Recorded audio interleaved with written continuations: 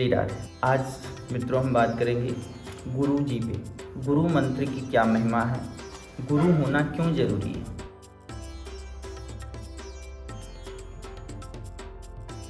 देखो, आज के समय में हम देखते हैं कई गुरु जी लोग जो ऊंचे स्थान में बैठ रखे हैं, उन्होंने थोड़ा उस चीज़ में थोड़ा सा दाग सा लगा दिया है, लेकिन इसका मतलब ये नहीं है कि हम गुरु ना बनाएं, गुरु बनाना बंद कर दें, ऐसा नहीं। देखो, ये सदियों से चला आ रहा है और हमारे वेद पुराण भी कहते हैं कि गुरु के बिना गति नहीं है। गुरु ब्रह्मा गुरु विष्णु गुरुदेव महेश्वरा गुरु साक्षात परम ब्रह्मा तस्मै श्री गुरुवे नमः। इन सभी में सर्वप्रथम जो स्थान है गुरु का है। ऐसे ही एक कथा आती है कि भगवान विष्णु ने नारद जी को एक संदेश देना चाहा, क्योंकि नारद जी ही किसी भी चीज़ का प्रचार प्रसार करते हैं। तो गुरु की महिमा को बताने के लिए भगवान विष्णु ने सोचा कि आज हम नारद जी को इसका उपदेश देंगे, इसका महत्व समझाएंगे। तो नारद जी अपने ही सबको बता देंगे। क्या हुआ, एक दिन नारद जी सुबह सुबह भगवान विष्णु के द्वारे आ गए, लेकिन भगवान विष्णु ने मुंह फेर लिया। तो नारद जी परेशान होने लग गए, उसी तरफ चले गए। फिर भगवान विष्णु ने करवट बदल दी, इस तरफ हो गए। तो नारद जी ने कहा, प्रभु ये क्या बात है। तो विष्णु जी ने कहा, नारद जी मैं सुबह सुबह जो बिना गुरु का जो चेला होता है, जिन्होंने गुरु मंत्र नहीं लिया है, उनका मैं चेहरा नहीं देखता हूँ। क्योंकि माना गया है कि सुबह सुबह अगर हम जो बिना गुरु मंत्र लिए हुए का अगर हम चेहरा देखते हैं तो सारा दिन अशुभ होता है।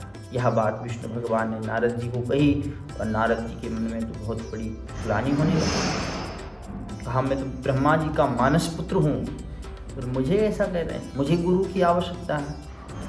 तो विष्णु भगवान ने कहा, भाई जो चीज़ है वो मैंने आपको बता दी।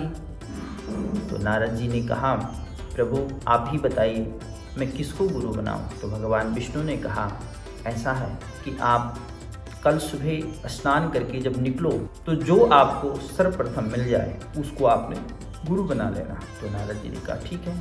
नारद जी सर्वप्रथम उठे, स्नान ध्यान किया और जैसे ही वो निकले तो उनको एक मछुआरा मिल गया, मच्छियों को मारने वाला, मच्छियों को पकड़ने वाला।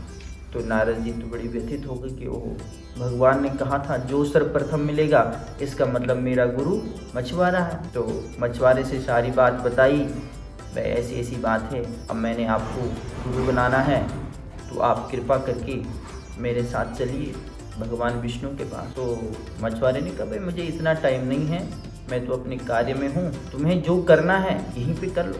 तो नारद जी ने प्रणाम किया और चला गया। भगवान विष्णु के पास गए।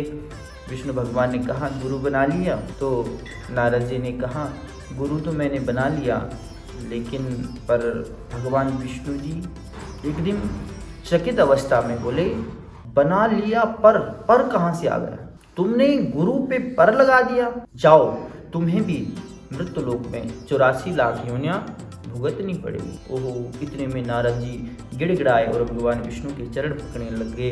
कहा, महाराज प्रभु आपने ये क्या कह दिया, ये क्या कर दिया, अब मुझे आप तारो, क्योंकि आपका वचन असत्य नहीं हो सकता, मेरी रक्षा करो। तो भगवान विष्णु ने कहा, देखो ऐसा है इन्हीं चीज़ों के लिए गुरु को बनाना पड़ता है जो हमें भव से तार दे। तो अब ये जो कार्य है ये तुम्हारे गुरु का है, अब आप अपने गुरु से पूछ लेना, वो गुरु जो बोल दे वही आपके लिए सिद्ध हो जाएगा। तो नारद जी उसी मछुआरे के पास अगले दिन गए और कहा, गुरुदेव मेरे साथ ऐसी ऐसी घटना हो गई, मैंने आपको गुरु तो मान लिया था, लेकिन मैंने भगवान विष्णु के पास कहा कि पर लगा दिया, जिससे विष्णु भगवान नाराज हो गए और हमें यहाँ आशीर्वाद समझो चाहे श्राप समझो ये दे दिया, तो मैं क्या करूं। और भगवान विष्णु ने भी कहा है कि आप ही इसका उपाय बताएं।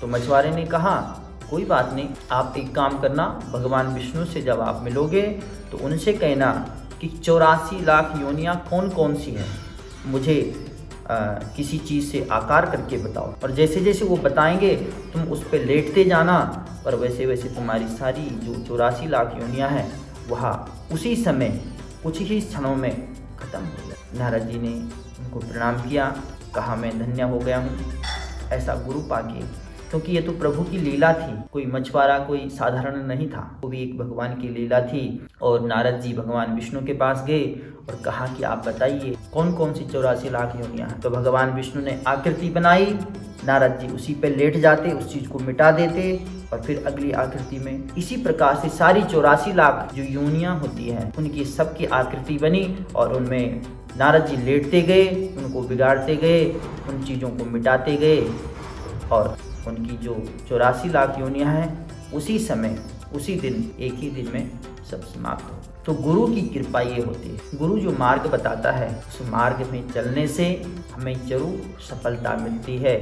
और परमात्मा के लिए जो उनका मंत्र होता है, जो भी उन्होंने हमें बताया है, हमें उसी मार्ग पे चलना चाहिए, अवश्य आपको सफलता मिले, इस लोक में भी और परलोक में। और गुरु पे कभी भी पर नहीं लगाना चाहिए। जिस प्रकार नारद जी ने पर लगाया तो उनको 84 लाख योनियां चाहे एक दिन के लिए ही भुगतनी पड़ी, लेकिन उनको यहाँ भुगतना ही पड़ा। इसलिए गुरु का मान करें, सम्मान करें, उनका आदर करें, उनके मंत्रों का जप करें, उसी से सारे रोग दोष विकार, काम क्रोध लोभ मोह जितने भी विकार हैं वह सब समाप्त हो जाते हैं। जय श्री राम। धन्यवाद। आज के लिए इतना ही। कल फिर इसी प्रकार की जो धार्मिक वीडियो हैं आपको कल फिर से आपको आपके सामने प्रस्तुत की जाएगी। आप इस चैनल को सब्सक्राइब करें, लाइक करें। धन्यवाद। जय श्री राम।